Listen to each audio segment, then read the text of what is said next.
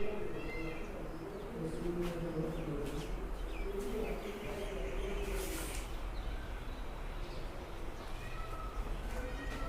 Good morning to all my dear student.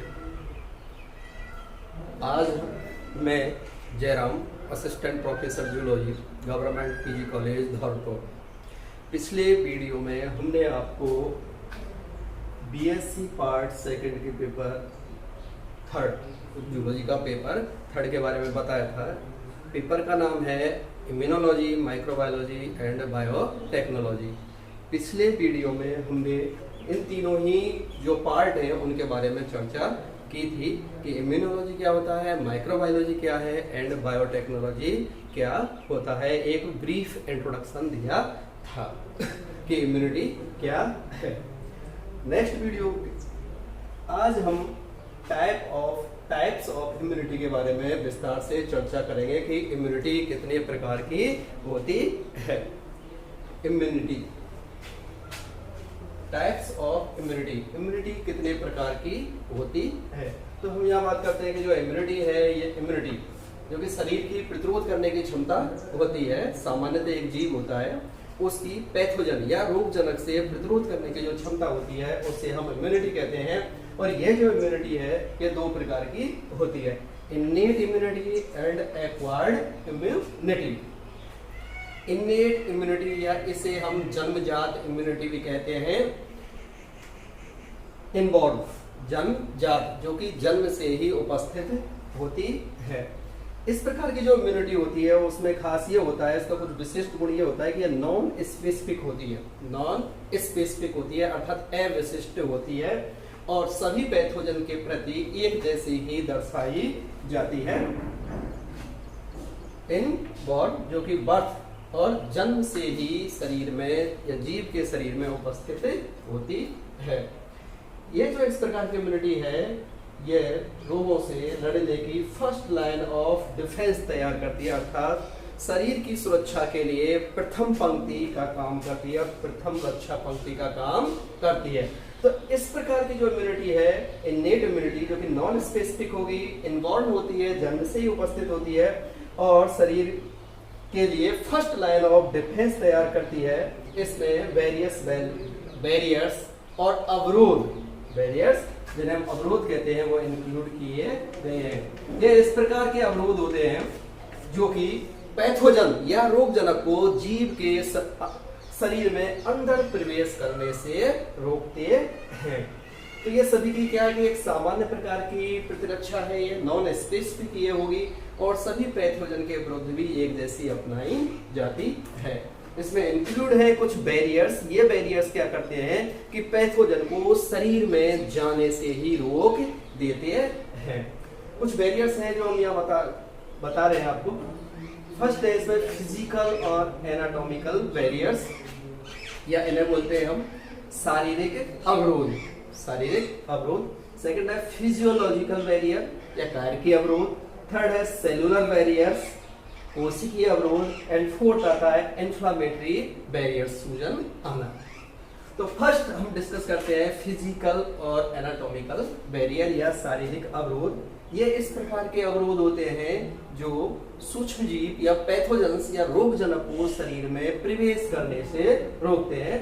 First हम बात करते हैं जैसे स्किन है, ये क्या है, फिजिकल बैरियर। स्किन जो कि शरीर का सबसे बड़ा अंग होता है, सबसे बड़ा अंग। ये क्या करता है, पूरे शरीर पे बाहर की ओर इसकी जो परत है, सबसे बाहरी इसकी जो टफ परत होती है, स्ट्रेटम कॉर्नियम, वो क्या करती है कि पैथोजन को जीव शरीर के अंदर जाने से रोक देती है। तो ये एक तरह का क्या है कि प्रोटेक्टिव बैरियर है और एक बैरियर के रूप में काम करता है स्किन।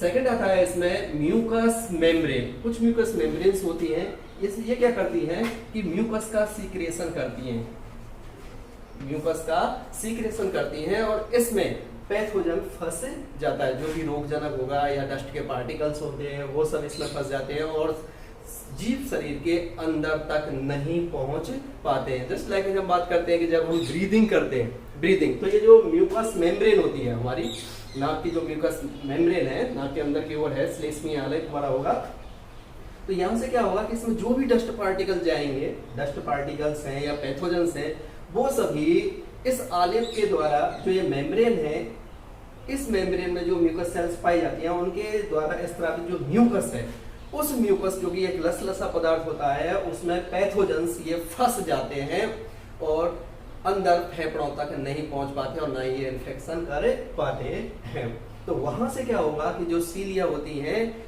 इस सभी पदार्थ को और फेरिंक्स में डाल देती है और ये इंटेस्टाइन में चला जाता है जहां वो नष्ट हो जाता है। तो ये physical barriers, skin and mucus membrane, ये दोनों ही क्या है, एक प्रकार के फिजिकल बैरियर्स होते हैं जो कि पैथोजन को शरीर में जाने से रोकते हैं। हम आपको पहले ही बता चुके हैं कि ये जो इन्नेट इम्यूनिटी होती है ये जन्मजात होती है और इसमें इंक्लूड है बैरियर्स, अवरोध जो कि पैथोजन को शरीर में जाने से रोक देते हैं। सेकंड आता है फिजियोलॉजिकल बैरियर या कार्य की अवरोध। शरीर में कुछ इस प्रकार के कार्य के अवरोध पाए जाते हैं जो यदि बाई चांस भी ऐसा होता है कि फिजिकल बैरियर को पार करके पैथोजन आगे बढ़ भी जाता है तो शरीर में कुछ फिजियोलॉजिकल बैरियर्स होते हैं जो पैथोजन को नष्ट कर देते हैं। इसके अंतर्गत आते हैं जैसे टेम्परेचर या ताप। जब कभी भी क्या होता है कि पैथोजन यदि शरीर के अंदर प्रवेश कर जाते हैं तो शरीर क्या करता है, अपने टेम्परेचर को बढ़ा देता है, तो कुछ जीवों में इस प्रकार पाया जाता है कि वो उनका जो टेम्परेचर है वो रेज हो जाता है या बढ़ जाता है। बढ़े हुए टेम्परेचर पर क्या होगा कि जो पैथोजेंस है उनकी ग्रोथ ठीक प्रकार से नहीं हो पाती और अधिक टेम्परेचर के कारण वो नष्ट हो जाते हैं। सेकंड होता है इसमें लो पीएच। ये यहाँ देख सकते हैं आप, जैसे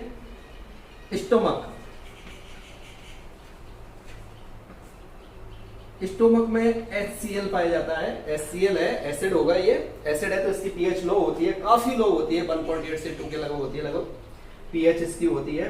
तो जो भी हम खाना खाते हैं, खाने के साथ साथ यदि खाने के साथ उसमें कुछ पैथोजन चले जाते हैं, रोगजनक चले जाते हैं या कुछ रोग कारक चले जाते हैं तो उन्हें भोजन में उपस्थित जो पैथोजेंस हैं उन्हें स्टोमक में पाए जाने वाला जो HCl है और जो स्ट्रांग HCl है वो है उन्हें नष्ट कर देता है। तो हम बात कर रहे थे यहाँ पर फिजियोलॉजिकल बैरियर्स की। फर्स्ट था इसमें टेम्परेचर। तो शरीर का ताप जैसे ही बढ़ता है, शरीर के ताप बढ़ने से क्या होगा, पैथोजन की जो वृद्धि होगी वो रुक जाती है और उन्हें वो नष्ट भी कर देती है। कुछ क्या होंगे, पैथोजन नष्ट भी हो जाते हैं। एक होती है लो पीएच। शरीर में जो लो पीएच होगी, लो पीएच जैसे हम बात करते हैं कि अपने स्टोमक की ले लेते हैं। यहाँ पे स्टोमक में क्या है कि स्टोमक HCl का इस्तेमाल करता है और ये HCl भोजन में आए हुए जो पैथोजेंस है, रोगजनक होते हैं, उन्हें नष्ट कर देता है। तो इस प्रकार से ये जो बैरियर्स हैं ये क्या करते हैं, फर्स्ट लाइन ऑफ डिफेंस तैयार करते हैं कि रोगजनकों को नष्ट कर देते हैं। इसके अलावा बाइल्स में भी होता है पित्त, बाइल जिसे पित्त कहते हैं। पित्त में भी क्या होता है कि जो पित्त रोगजनक जो भी है पैथोजेंस हैं उन्हें नष्ट कर देता है। इसके साथ साथ अब यहाँ देखें कुछ एग्जांपल और है, जैसे यहाँ पे कुछ बैरियर्स और हैं। सेरुमेन, ये एक प्रकार का क्या है, ईयर वैक्स है, ईयर वैक्स जिसे हम कर्णमोम के नाम से जानते हैं। सेरुमेन एक सेरुमन ग्रंथ होती है। हमारे जो कान है, कान में जो मध्य कर्ण होगा उस वाले भाग में, दोनों ही कानों में ये सेरुमन ग्लैंड पाई जाती है जो कि एक वैक्सी सब्सटेंस का सीक्रेशन करती है जिसे सेरुमेन के नाम से जाना जाता है। ये एक क्या है कि एक प्रोटेक्टिव सब्सटेंस है, ईयर, जिसे हम जनरली ईयर वैक्स के नाम से भी जानते हैं, कान का मैल भी कह देते हैं। ये क्या करता है कि कभी कभी जनरली क्या होगा, जो ये ईयर वैक्स है, ईयर वैक्स हल्के से पीले से कलर का होता है। तो जो भी पैथोजेंस या डस्ट पार्टिकल्स हैं, डस्ट पार्टिकल्स और पैथोजेंस कान में प्रवेश करने की कोशिश करते हैं तो ये ईयर वैक्स उन्हें अपने अंदर फंसा लेती है और उन्हें नष्ट कर देती है। तो इस प्रकार हमारा कान पैथोजन से सुरक्षित रहता है कि कान के जरिए पैथोजन शरीर में प्रवेश ना कर पाए, तो ये उसकी सुरक्षा का काम करता है। इसके साथ साथ है कुछ इंटरफेरोन, ये विशेष प्रकार के कुछ प्रोटीन्स होती हैं। जब भी क्या होता है कि वायरस कोशिकाओं पे आक्रमण करता है, स्वस्थ कोशिकाओं पे आक्रमण करता है, वायरस स्वस्थ कोशिकाओं पर आक्रमण करता है तो उसके पास स्थित जो कोशिकाएं, नियरेस्ट जो सेल हैं, वो एक विशेष प्रकार के प्रोटीन का सीक्रेशन करती हैं जिसे हम इंटरफेरॉन के नाम से जानते हैं, जो कि वायरस के संक्रमण से अदर सेल्स को बचाने का काम करती है। एंड थर्ड आता है इसमें, एक है इसमें बाइकार्बोनेट। तो ये जो बाइकार्बोनेट है ये जनरली यदि हम बात करते हैं जैसे सलाइवा में है, सलाइवा में बाइकार्बोनेट पाया जाता है, तो जो एसिडिटी वगैरह होगी या एसिड जो सब्सटेंस होंगे उन्हें न्यूट्रलाइज करने का काम करता है। तो ये इस प्रकार के फिजियोलॉजिकल बैरियर्स होते हैं जो पैथोजन की ग्रोथ को या पैथोजन को नष्ट करने का काम करते हैं। थर्ड आता है सेलुलर बैरियर और कोशिकीय अवरोध। सेलुलर बैरियर और कोशिकीय अवरोध। कोशिकीय अवरोध, इसमें कुछ विशिष्ट सेल्स आती हैं। ये कोशिकाएं क्या करती हैं, या तो ब्लड से या टिश्यू से और पैथोजन को नष्ट कर देती हैं। इस तरह का हो सकता है कि कभी क्या है कि ब्लड में जैसे पैथोजन पहुंच जाएं या फिर टिश्यू में पहुंच जाएं, तो ब्लड में कुछ विशिष्ट प्रकार की सेल्स पाई जाती हैं जो पैथोजन से फर्स्ट ऑफ ऑल क्या करेंगे, इंटरेक्शन करेंगे एंड देन उन्हें किल कर देती हैं या उन्हें नष्ट कर देती हैं।